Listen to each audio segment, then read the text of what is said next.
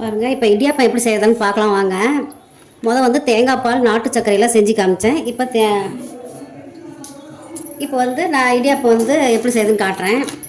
முதல்ல வந்து சுடு தண்ணி கொஞ்சம் நம்ம காய வச்சுக்கலாம். காய வச்சு இப்போ கொஞ்சம் ஊற்றி பிணைஞ்சிக்கலாம். உப்பு போட்டு பிணைஞ்சிக்கலாங்க. நல்லா சாஃப்டாக வரும். சுடு தண்ணியில் நம்ம பிணைஞ்சாவே சாஃப்டாக வரும். இப்போ இதில் கொஞ்சம் சால்ட்டு உப்பு போட்டுக்கலாம். தேவையான உப்பு போட்டுக்குங்க.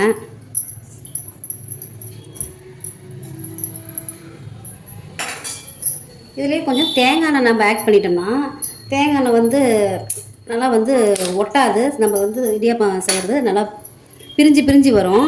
இப்போ பாருங்கள், ஒரு ஸ்பூன் நான் வந்து தேங்காய் எண்ணெய் விட்றேன். எண்ணெயில் இது தண்ணியிலையே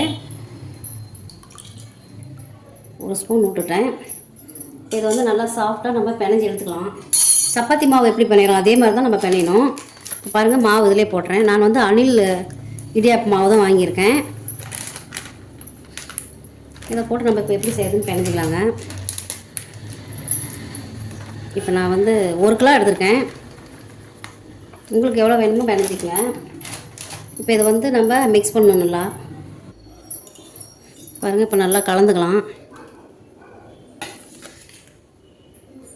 இதை நல்லா இப்படி கலந்து நம்ம அதுக்கப்புறம் இடியாப்பம் எப்படி புளியுதுன்னு பார்க்கலாம் வாங்க.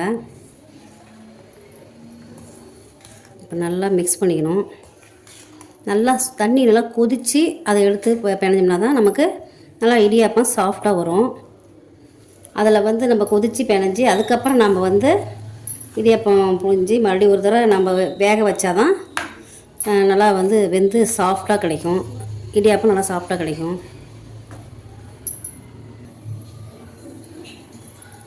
பாருங்கள், இப்போ இடியாப்ப மாவு நான் பிணைஞ்சிட்டேன். நல்லா தண்ணி கொதிக்கிற தண்ணியில் நம்ம போட்டோம்னா தான் நல்லா அது வந்து வெந்துடும். நல்லா சாஃப்டாக வந்து கிடைக்கும். பாருங்கள், நல்லா சாஃப்டாகுது. இப்போ இது மாதிரி நீங்கள் பிணைஞ்சிக்கங்க. லைட்டாக உப்பு போட்டு இந்த மாதிரி பிணைஞ்சிக்கணும். தேங்காய் எண்ணெய் ஒரு ஸ்பூன் விட்டு நீங்கள் பிணைஞ்சிட்டிங்கன்னா இன்னும் சாஃப்டாக கிடைக்கும். இப்போ இதை எப்படி தட்டில் புழிஞ்சி நம்ம வந்து இட்லி பாத்திரத்தில் வைக்கிறதுன்னு பார்க்கலாம். இப்போ பாருங்கள், நான் வந்து தட்டில் புளியதை காட்டுறேன். பாருங்கள் எப்படி புளியுதுன்னு. இட்லி பாத்திரம் வச்சுட்டேன். அதில் வந்து தண்ணி சூடேறிடுச்சு. இப்போ வந்து இட்லி தட்டு வச்சு அது மேலே துணி போட்டு நான் இட்லி வேகிற மாதிரி தாங்க நம்ம வந்து இடியாப்பம் செய்கிறது. இப்போ அந்த துணி மேலே வந்து நான் இடியாப்பம் புழிஞ்சிட்றேன். ஒவ்வொரு குழிக்கும் ஒவ்வொரு இது மாதிரி புழிஞ்சிட்றேன். பாருங்கள்,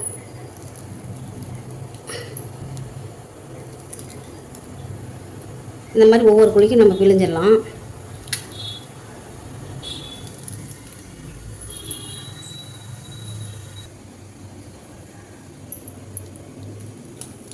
இந்த மாதிரி நீங்களும் பார்த்து ட்ரை பண்ணுங்கள். இடியாப்பம்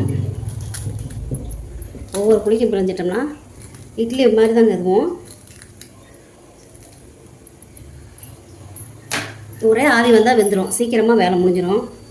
இந்த மாதிரி நீங்களும் செஞ்சு பாருங்கள். பாருங்கள், இடியாப்பம் தேங்காய் பால் ரெடி ஆயிடுச்சு. நாட்டு சர்க்கரையில் செஞ்ச தேங்காய் பால். பாருங்கள், இந்த மாதிரி நீங்களும் செஞ்சு பாருங்கள். பிடிச்சிருந்தால் லைக் பண்ணுங்கள், ஷேர் பண்ணுங்கள், சப்ஸ்கிரைப் பண்ணுங்கள். தேங்க்யூ.